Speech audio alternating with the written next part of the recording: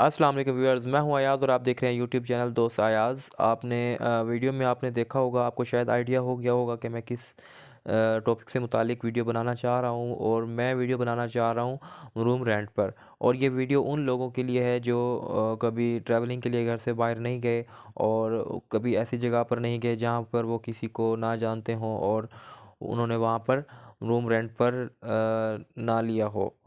और बेसिकली मैं उनको ये बताना चाह रहा हूँ, दिखाना चाह रहा हूँ आपको कि आप रूम रेंट पर लेते हैं तो क्या-क्या प्रोसीजर होता है और उसमें आपको क्या-क्या फैसिलिटीज़ होती हैं, आप क्या-क्या फैसिलिटीज़ प्रोवाइड करते हैं आपको वो। और कुछ लोग ऐसे होते हैं जो रूम रेंट का सुनकर परेशान हो जाते हैं कि वहाँ पर क्या होगा, किस तरह से होगा, 1 नाइट 2 नाइट क्या मतलब, और कितने पैसे होते हैं, कितने चार्जेज़ लेते हैं। तो मैं आपकी ये सब गलतफ़हमियाँ दूर करूँगा और आपको ये भी बताऊँगा कि रूम रेंट लेते वक़्त आप किन-किन चीज़ों को ज़हन में रखेंगे, रखना चाहिए आपको। और एहतियाती तदाबीर भी आपको मैं बताऊँगा। और आइए चलिए चलते हैं, मैं आपको दिखाता हूँ रूम रेंट में क्या-क्या फ़ैसिलिटीज़ मुझे दी गई हैं। मैंने रूम रेंट पर लिया है पेशावर में, तो मैं आपको दिखाता हूँ। चलिए। जी, तो ये मेरा रूम है जो मैंने रेंट पर लिया है। इसमें 2 बेड हैं। यानी कि आप 2 पर्सन के लिए ये कमरा उन्होंने बेसिकली दिया है, लेकिन आप तीसरा आदमी भी इसमें ऐड कर सकते हैं। वो आपको अलग से बिस्तरा दे देंगे, उसके लिए आपको नीचे से खुद एडजस्ट करना पड़ेगा। इस तरह से इसमें 2 बेड हैं और यकीनन हर बेड के साथ उन्होंने एक स्विच दिया हुआ है। चा चार्जिंग वगैरह के लिए आप कुछ और लगा सकते हैं इसमें, यहाँ भी स्विच दिया गया है। और इसी तरह से मुझे टेलीफ़ोन भी दिया गया है जो आप रिसेप्शन वगैरह पर बात कर सकते हैं। और इसी तरह से टीवी भी दिया गया है और छोटा फ्रिज भी दिया गया है, मिरर है यहाँ पर और कपड़े वगैरह हैंग करने के लिए मुझे वो दिया गया है। इसी तरह से हीटर भी है इसमें। और इसमें एसी भी लगा हुआ है, आप एसी भी चला सकते हैं, लेकिन मैं सर्दियों में आया हूँ पेशावर, तो मुझे एसी की ज़रूरत नहीं है फ़िलहाल। इसी तरह से जी 2 सोफ़े भी हैं और एक टेबल भी है, आप यहाँ पर बैठ के रेस्ट सुस्ता सकते हैं।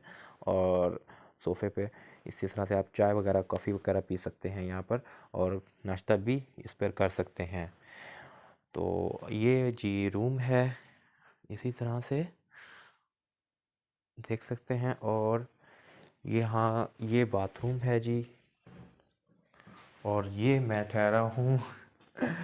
और बाथरूम कोई ख़ास नहीं है, बस नॉर्मल सा है और शायद किसी को पसंद नहीं आएगा। काफ़ी लोगों को कहेंगे कि ये तो अजीब सा है, लेकिन जब मैं आपको प्राइस बताऊंगा आप कहेंगे यार चलो ठीक है, इस प्राइस में सही मिल गया है इसे। इसी तरह से ये हेयर ड्रायर भी इन्होंने दिया हुआ है, मैं आपको चला के दिखाता हूँ। ये देखें, हेयर ड्रायर भी इसमें दिया हुआ है इन्होंने। और चलिए मैं आपको, नीचे कालीन बिछाया हुआ है इन्होंने। और ये जी 2 बेड है। ये मेरा रूम है जो कि मैंने लिया है 5 टू 10 डेज़ के लिए, क्योंकि मैं कंस्ट्रक्शन का काम कर रहा हूँ यहाँ पर जेबी प्लाज़े में। और एसएस क्लब इसका नाम है होटल का। मैंने यहाँ पर ये रूम लिया है। चलिए मैं आपको बताता हूँ कि इसमें क्या-क्या आपको एहतियाती तदाबीर इख्तियार करनी चाहिए और किन-किन चीज़ों को ज़हन में रखना चाहिए जब आप रूम रेंट पर लेते हैं। आप रूम रेंट पर लेते हैं तो सबसे पहले आपको बेड देखने चाहिए, आपको बिस्तरे देखने चाहिए कि वो आपको बिस्तरे किस तरह से प्रोवाइड कर रहे हैं और वो बेड कैसा है जहाँ पर आपने सोना है। क्योंकि इंसान रूम उस वक़्त रेंट पर लेता है जब उस थका हुआ होता है, उसने सोने के लिए लेना होता है। और जब आपको बिस्तर ही अच्छे ना मिलें, बेड ही अच्छा ना हो, तो आपको कहाँ नींद आती है। और बिस्तरों में स्मेल हो तो आपको अजीब सा फील होगा, आपको नींद नहीं आएगी, आप परेशान होंगे, आप सारी रात आपकी ख़राब हो जाएगी। एक तो आप बिस्तरे चेक कर लें, बेड चेक कर लें, बैठ के देख लें।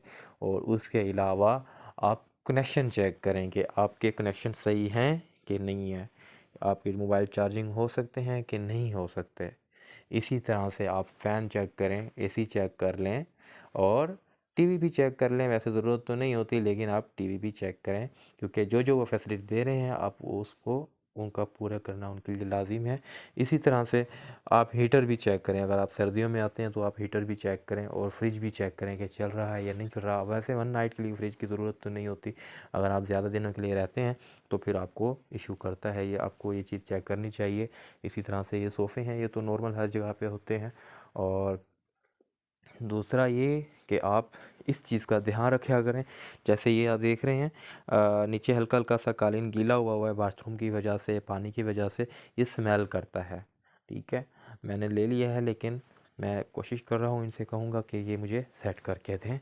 इसी तरह से आप बाथरूम में आते हैं तो आप बाथरूम में भी ये चीज़ चेक करें कि आपका पानी वाला नल कैसा है। अब पानी वाला नल कोई ख़राब तो नहीं है, कोई ऐसा इशू तो नहीं है। और बाथरूम देखें, इसमें आप टॉयलेट देखें कि आप इंग्लिश यूज़ करना चाहते हैं, नॉर्मल जो हमारे घर में सीट होती है वो यूज़ करना चाहते हैं, वो आप देखें। इसी तरह से पानी का आप देख लें, पानी अगर आप सर्दियों में आ रहे हैं तो आपको ठंडा गर्म का पानी का ज़रूर चेक करना चाहिए कि ठंडा है पानी है, इसमें गर्म पानी की फैसिलिटी है कि नहीं है। ठीक है, इसी तरह से और बाथरूम रेंट पर जो देते हैं वो ये कहते हैं कि जी इस टाइम पानी गर्म होता है, इस टाइम नहीं होता, लेकिन वो ये गलत बात करते हैं, क्योंकि इनके पास अपना ही गीज़र होता है, अपना उन्होंने एलपीजी गैस लगाई होती है। आप उनसे ये बावर कराएं कि मैं जिस टाइम नहाना चाहूँ मुझे गर्म पानी मिले। तो इसी तरह से और दूसरी जो सबसे अहम बात ये कि आप जब रूम रेंट पर लेते हैं तो आप पास जो कपल होते हैं जो आते हैं उनको ये डर लगा रहता है कि हमारी कोई सेफ्टी या प्राइवेसी में कोई इंटरफेयर तो नहीं कर रहा, कोई हमें देख तो नहीं रहा, कोई खुफिया कैमरा तो नहीं लगा हुआ। तो इसी तरह से आपने एक काम करना है, आपने ये लाइट बंद करनी है। लाइट बंद करने के बाद आपने मोबाइल ऑन करना है, अपने कैमरे में रिकॉर्ड करना है पूरे कमरे को। जहाँ से भी आपको हल्का सा डाउट लगे कि यहाँ पे आपको कोई बारीक सी लाइट नज़र आ रही है, कोई बारीक सा पॉइंट है, तो आप उस चीज़ को ध्यान में रखें। वहाँ पर चेक करें कि ये यहाँ लाइट क्यों जल रही है, ये छोटी सी लाइट किस चीज़ की है। और आप छोटे छोटे पेचों को इस तरह से हर जगह को चेक करें। उसके बाद आप रिलैक्स होकर सो जाएं, आपको कोई इशू नहीं होगा। जी तो व्यूअर्स, उम्मीद है आपको मेरी ये वीडियो अच्छी लगी होगी और ये थी मालूमात जो मैं आपको देना चाहता था। और मैं आखिर में मैं आपको ये बताना चाहता हूँ कि इसका जो मैंने रूम रेंट पे किया है वो 1500 रुपये पर नाइट किया है, जिसमें मुझे ये सब फैसिलिटी ये देंगे और सुबह का नाश्ता भी मुझे ये देंगे 1500 रुपये में। जी हाँ, सिर्फ 1500 रुपये में। और 1500 रुपये आज के टाइम में कोई बहुत बड़ी रकम नहीं है अगर आप ट्रैवलिंग करना चाहते हैं। और अगर आप ट्रैवलिंग करने के लिए आते हैं, आपके पास पैसे अच्छे खासे लगते हैं, तो आप खुद सोच सकते हैं कि एक रात का 1500 रुपये कोई बड़ी चीज़ नहीं है। अगर आप 2 बंदे आते हैं, 3 बंदे आते हैं, तो आप डिवाइड करें, आपका कोई 500-500 रुपये आता है 3 बंदों पे, या 2 बंदों पे 700 साढ़े 700 रुपये आता है। तो ये कोई बड़ी रकम नहीं है, लेकिन ये है कि आप रिलैक्स रहते हैं, आपको कोई परेशानी नहीं होती। और ये सबसे लो प्राइस में मुझे ये रूम मिला है। मुझे बहुत ढूंढना पड़ा है। पेशावर में रूम रेंट पर बहुत महंगे मिलते हैं, और यहाँ पर आपको 2500, 2000, 3000, 3500, 5000 पर नाइट रूम मिलता है। जी हाँ, और वो रूम भी फिर लग्जरी होते हैं, से नॉर्मल रूम नहीं होते। हालांकि यहाँ पर कोई टूरिस्ट पॉइंट नहीं है, ये पेशावर एक सिटी है, लेकिन यहाँ पर रूम का रेंट बहुत ज़्यादा है। अगर इसकी निस्बत अगर आप कलाम जाएँ, चित्राल जाएँ, या मंगोरा बैरीन, या घूमने के आप ट्रैवलिंग के शौकीन हैं, आप सवात वाली साइड पर जाएँ, चाइना बॉर्डर, वहाँ पर रूम रेंट आपको सस्ते मिलते हैं यार।